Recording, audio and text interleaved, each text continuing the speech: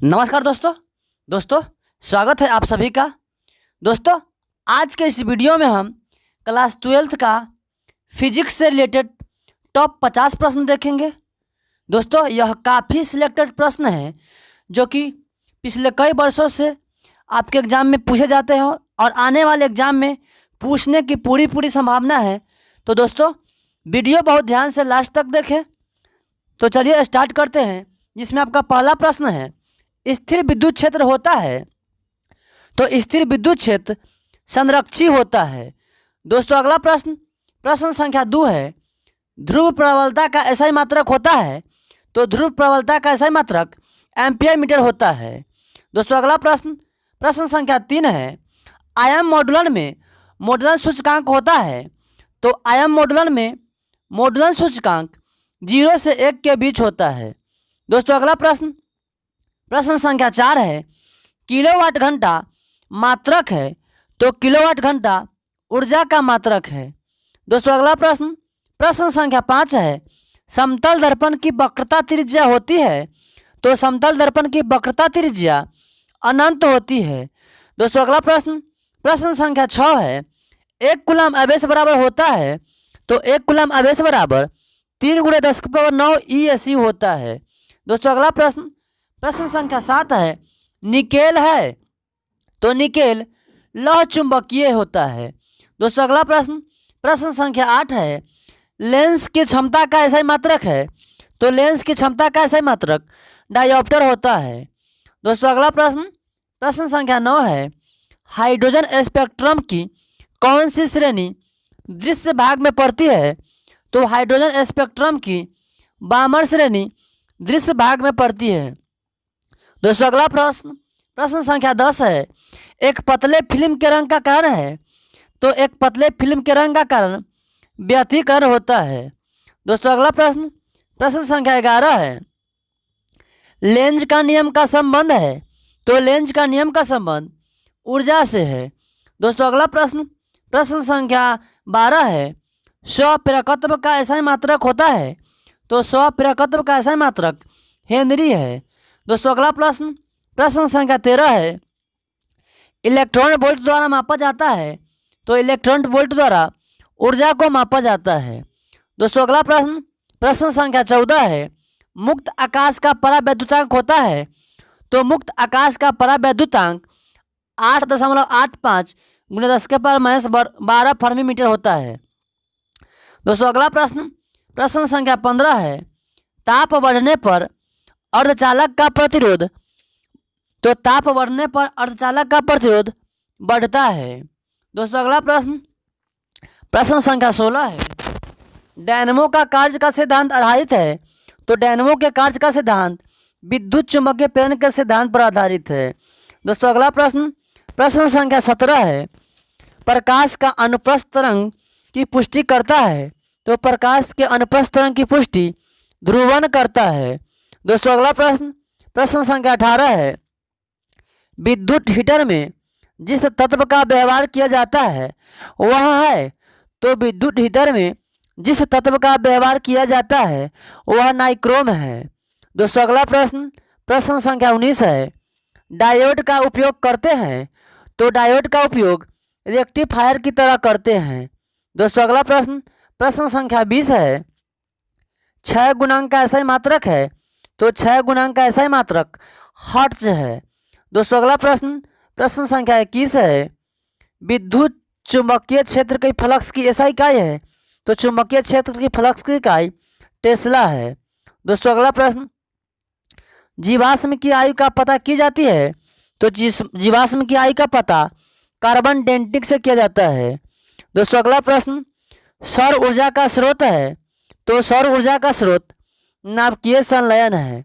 दोस्तों अगला आकाश का रंग नीला दिखने का कारण है तो आकाश का रंग नीला दिखने का कारण प्रकीर्णन है। दोस्तों अगला प्रश्न संख्या 25 है, पैक्स का अर्थ है तो पैक्स का अर्थ पैक्सीमाइल टेलीग्राफी है। दोस्तों अगला प्रश्न संख्या 26 है, मानव नेत्र की विभेदन क्षमता होती है तो मानव नेत्र की विभेदन क्षमता 1 होती है। दोस्तों अगला प्रश्न संख्या 27 है, आदर्श अमीटर का प्रतिरोध होता है? तो आदर्श अमीटर का प्रतिरोध 0 होता है। दोस्तों अगला प्रश्न, प्रश्न संख्या 28 है। विद्युत परिपथ की शक्ति होती है? तो विद्युत परिपथ की शक्ति V²/R होता है। दोस्तों अगला प्रश्न, प्रश्न संख्या 29 है। जब किसी वस्तु को आवेशित किया जाता है तो उसका द्रव्यमान, तो जब किसी वस्तु को आवेशित किया जाता है तो उसका द्रव्यमान बढ़ या घट सकता है।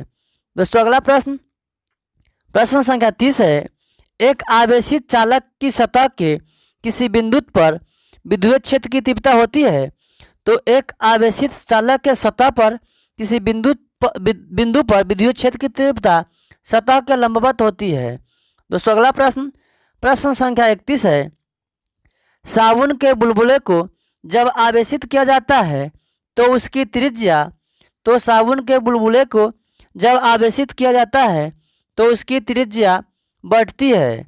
दोस्तों अगला प्रश्न, प्रश्न संख्या 32 है। विद्युत द्विध्रुव आघूर्ण का SI मात्रक है?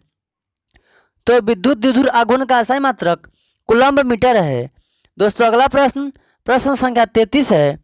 किसी आवेशित खोखले गोलाकार चालक के भीतर विद्युतीय तीव्रता का मान होता है? तो किसी आवेशित खोखले गोलाकार चालक के भीतर विद्युतीय तीव्रता का मान 0 होता है। दोस्तों अगला प्रश्न, प्रश्न संख्या 34 है। आवेश वितरण से होता है? तो आवेश वितरण से ऊर्जा का ह्रास होता है। दोस्तों अगला प्रश्न, प्रश्न संख्या 35 है। गॉस के नियम के अनुसार क्या होता है? तो गॉस के नियम के अनुसार एप्सिलॉन यू बराबर Q/ε होता है। दोस्तों अगला प्रश्न, प्रश्न संख्या 36 है। किसी संधारित्र की धारिता का मात्रक होता है? तो किसी संधारित्र की धारिता का मात्रक फैराड होता है। दोस्तों अगला प्रश्न, प्रश्न संख्या 37 है।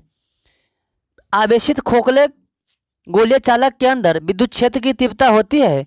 तो आवेशित खोखले गोलीय चालक के भी अंदर विद्युत क्षेत्र की तीव्रता 0 होती है।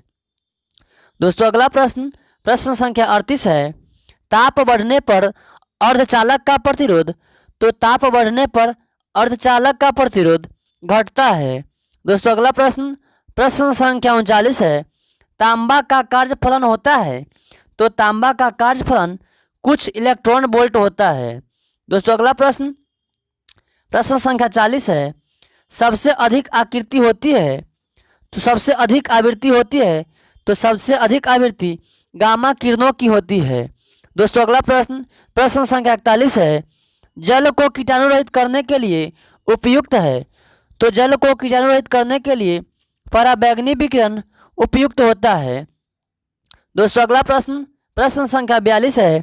कोहरे में फोटोग्राफी के लिए प्रयुक्त फिल्म होती है? तो कोहरे में फोटोग्राफी के लिए प्रयुक्त फिल्म अवरक्त होती है। दोस्तों अगला प्रश्न, प्रश्न संख्या 43 है। बहुमूल्य नगों की पहचान की जाती है? तो बहुमूल्य नगों की पहचान पराबैंगनी किरण से की जाती है। दोस्तों अगला प्रश्न, प्रश्न संख्या 44 है। प्रकाश के कणिका सिद्धांत के प्रतिपादक थे? तो प्रकाश के कणिका सिद्धांत के प्रतिपादक न्यूटन थे। दोस्तों अगला प्रश्न, प्रश्न संख्या 45 है। ब्रूस्टर का नियम है? तो ब्रूस्टर का नियम म्यू बराबर 10 है। दोस्तों अगला प्रश्न, प्रश्न संख्या 46 है। दी ब्रोगली तरंग के प्रतिपादक है? तो द्रव तरंग के प्रतिपादक डी ब्रोगली है। दोस्तों अगला प्रश्न, प्रश्न संख्या 47 है। उत्सर्जित फोटो इलेक्ट्रॉन की ऊर्जा निर्भर करती है? तो उत्सर्जित फोटो इलेक्ट्रॉन की ऊर्जा प्रकाश के तरंगदैर्घ्य पर निर्भर करती है। दोस्तों अगला प्रश्न, सौर ऊर्जा का स्रोत है? तो सौर ऊर्जा का स्रोत नाभिकीय संलयन है। दोस्तों अगला प्रश्न, प्रश्न संख्या 49 है। संचार उपग्रह का आवर्तकाल होता है? तो संचार उपग्रह का आवर्तकाल 24 घंटा होता है। दोस्तों अगला प्रश्न, प्रकाशिक तंतु का सिद्धांत है? तो प्रकाशिक तंतु का सिद्धांत पूर्ण आंतरिक परावर्तन है। दोस्तों कैसा लगा यह वीडियो आप हमें कमेंट कर जरूर बताएं। Thanks for watching.